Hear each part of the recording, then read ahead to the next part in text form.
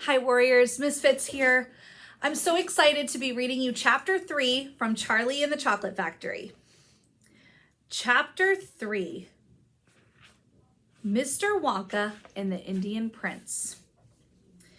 Prince Pondicherry wrote a letter to Mr. Willy Wonka, said Grandpa Joe, and asked him to come all the way out to India and build him a colossal palace entirely out of chocolate. Did Mr. Wonka do it, Grandpa? He did indeed. And what a palace it was!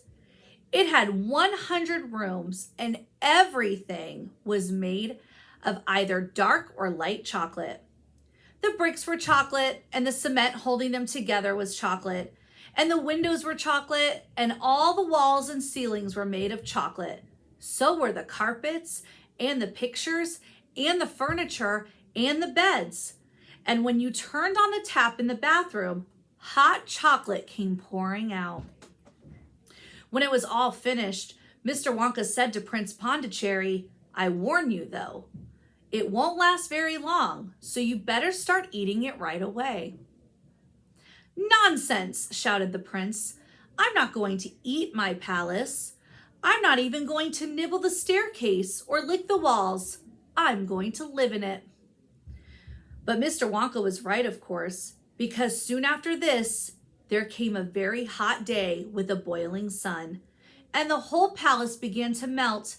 And when it sank slowly to the ground, and the crazy prince, who was dozing in the living room at the time, woke up to find himself swimming around in a huge brown sticky lake of chocolate. Little Charlie sat very still on the edge of the bed, staring at his grandfather. Charlie's face was bright, and his eyes were stretched so wide you could see the whites all around. "Is all of this really true?" he asked. "Or are you pulling my leg?" "It's true," cried all four of the old people at once. "Of course it's true. Ask anyone you like." "And I'll tell you something else that's true," said Grandpa Joe.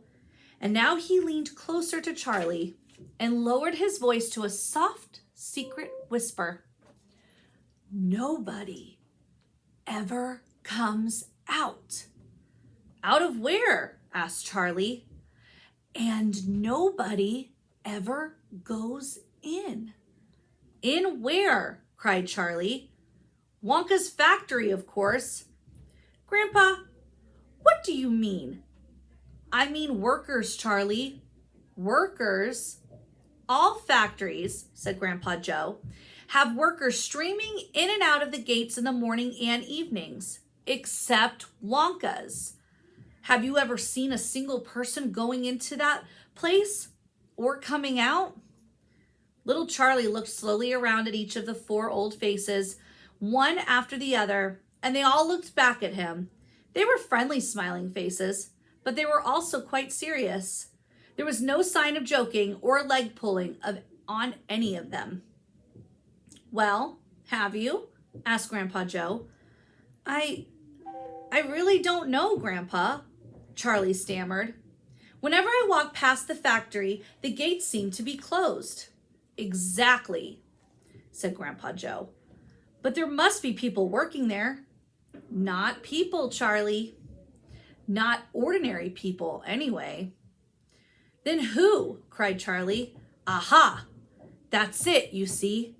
That's another of Mr. Willy Wonka's clevernesses." "Charlie, dear," Mrs. Bucket called out from where she was standing by the door, "it's time for bed. That's enough for tonight."